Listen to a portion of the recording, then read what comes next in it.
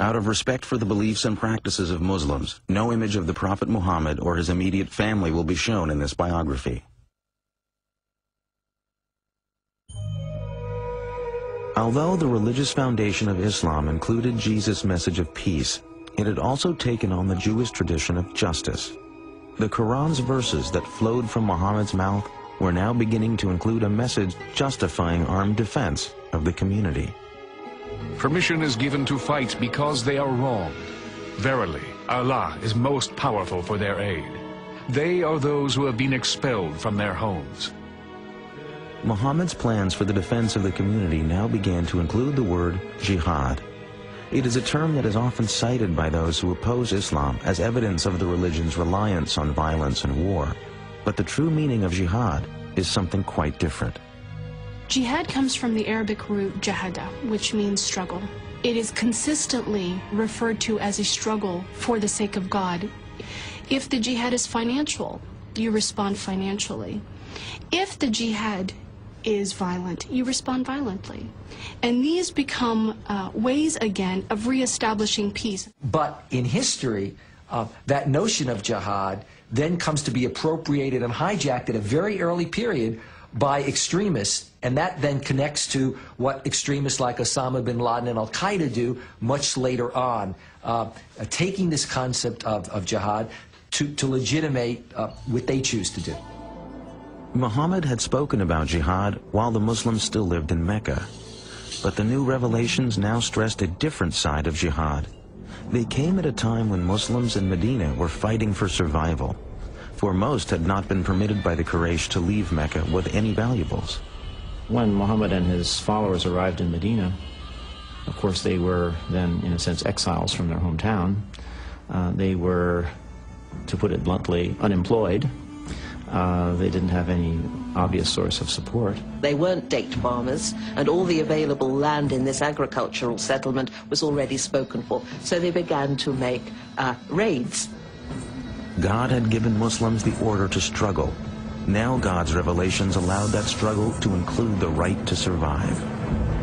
And so you also see the way in which jihad then comes to be defined as the right, and indeed at times the obligation, of Muslims both as individuals and of the Muslim community itself to defend itself, to engage in defensive warfare.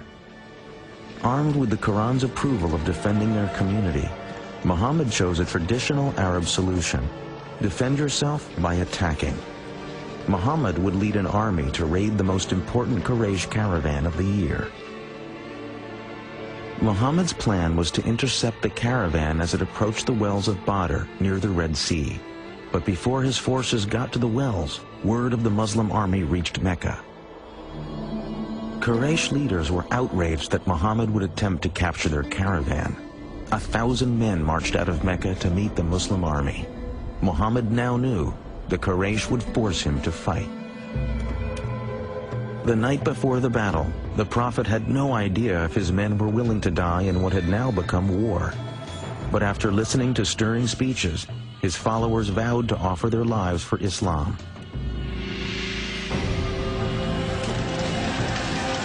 The Quraysh army outnumbered the Muslims by 3 to 1. But as the battle began, Muhammad revealed he had a great sense of tactics, and his warriors fought with ferocity.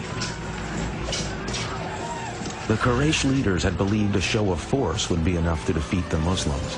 But by midday, it was the Meccan army that panicked and fled the field. The dedication and cohesiveness of the Muslim army had saved Islam.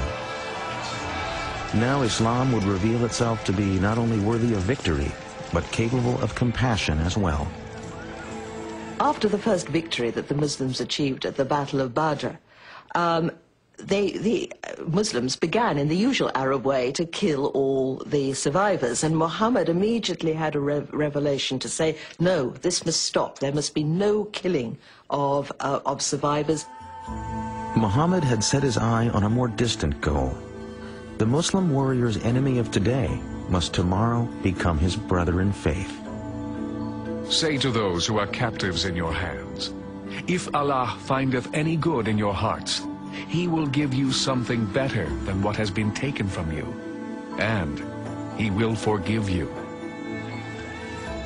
The victory at Badr had great consequences. After the battle, converts from all over Arabia began to flock to Medina. Like the Muslims, these converts saw the victory as a sign of God's salvation and protection, similar to God's parting of the Red Sea for the Israelites. The Battle of Badr has enormous significance to the Muslim community, and I think that was the first political act that was successful, which cemented the vision or the dream that Islam could establish a community. Islam could become a civilization. For 3 more years, the Quraysh army would try and destroy the Muslim community. They would win some battles, but always Muhammad and his followers struggled and survived as their numbers continued to grow. As the Meccan army struggled home after a final unsuccessful battle, their leader was at last forced to admit, "Every man of sense now knows Muhammad has not lied." Medina and the Muslim community were finally safe from attack. The Prophet was now poised for the final step in the pursuit of his destiny. That step would be his return to the holy city of Mecca.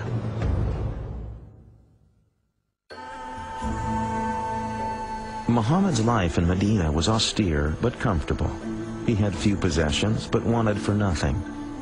He lived in quarters attached to the mosque, usually spending each night in the room of another of his wives. Muhammad's wives were a diverse group. One was a Jew, another a Bedouin. One was even his cousin.